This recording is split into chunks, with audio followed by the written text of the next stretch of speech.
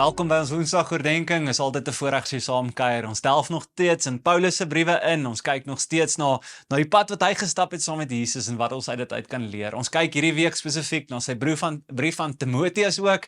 Hy is 'n seun vir hom gewees, 'n disipel van hom gewees, wat hy werklik geleer en gewys het. En hierdie briewe wat hy aan Timoteus skryf, gee nog ons baie insig vir my en jou pad saam met Jesus vandag nog. En ons kan baie goed daaruit leer en vat, want die verhouding wat Paulus met Jesus gehad het was so uniek en so diep en so ryk en daar's soveel wat ons uit dit uit leer ook. Nou, een van die goed wat ons sien hierso in en deur die skrywe aan Timoteus is hoe Paulus skryf oor die Christelike leierskap kwaliteite. Wat dit verg, want jy sien, Timoteus was nog 'n jong man gewees, hy vond homself in 'n gemeenskap by 'n kerk en hy het 'n rol om te speel, hy het 'n verantwoordelikheid om op te tree as 'n geestelike leier.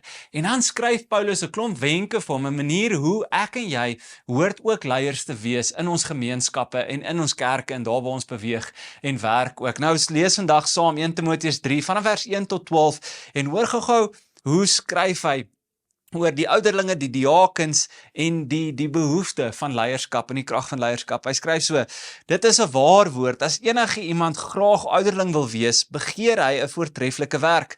'n Ouderling moet onberispelik wees, getrou aan sy vrou, nugter, verstandig, beskaaf, gasvry en bekwaam om te onderrig. Hy moenie aan drank verslaaf of rusiemaker wees nie, maar inskikkelik, vredelievend en nie geldgierig nie. Hy moet sy eie huisgesin goed kan beheer en in alle opsigte op waardige wyse gesag oor sy kinders kan uitoefen. Immers, as iemand nie weet om sy eie huisgesin te beheer nie, hoe kan hy dan sorg dat die gemeente van God op hom neem? Hy moet ook nie iemand wees wat maar onlangs tot geloof gekom het nie. So iemand kan verwaand word en in oordeel kom waarin die duiwel hom laat beland. Ook die mense buite die gemeente moet hy as 'n goeie man bekend staan, sodat daar nie praatjies oor hom ontstaan as hy in 'n struik van die duiwel val nie. Die diakens van die gemeente, en dan vers 8 het hy skryf, net so moet die diakens ook manne van goeie karakter wees.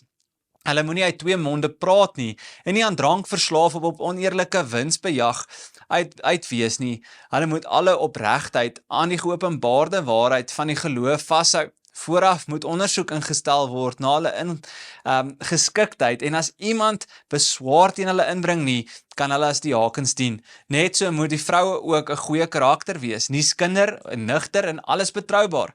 'n Diaken moet aan sy vrou getrou wees en sy kinders en sy eie huisgesin goed beheer.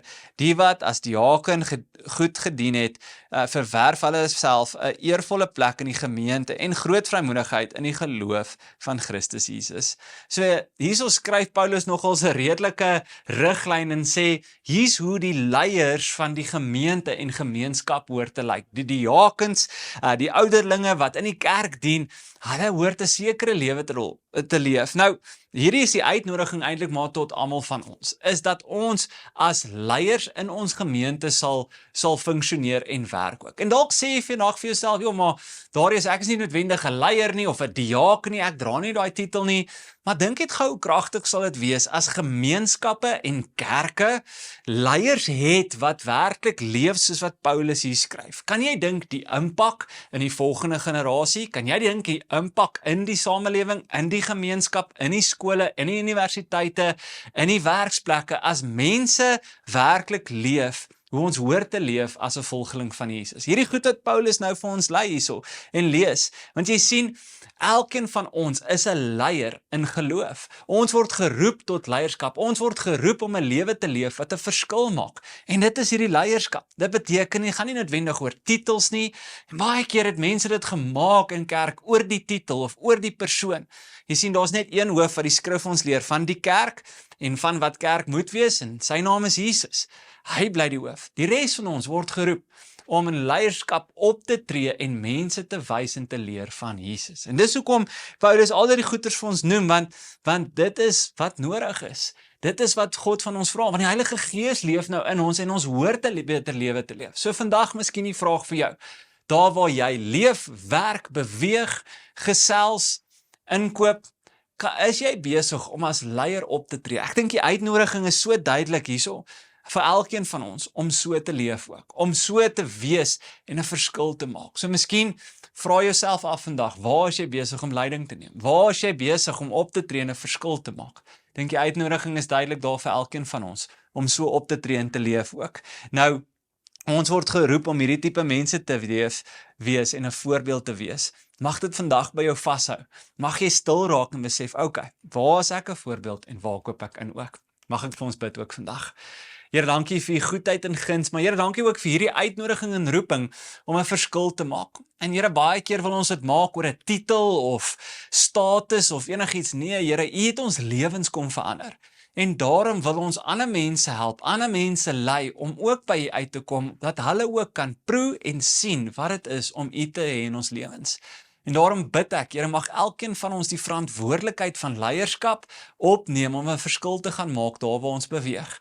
Mag dit wat ons gesien het, ervaar het, geproe het van u, Here, mag ons dit gaan vertel, wys en leer vir mense daar buite. En mag meer mense in verhouding met u kom as gevolg van dit. Mag ons gemeenskappe, ons skole, ons huisgesinne, ons families beter wees as gevolg van dit ook. Ek bid dat ons vandag daai verantwoordelikheid, daai roeping sal opneem en dit voluit sal aanpak. In Jesus naam bid en vra ons dit. Amen. Dankie dat jy ingeskakel het. Ek hoop regtig dat jy 'n goeie Woensdag geniet. Tot môre. Mooi bly.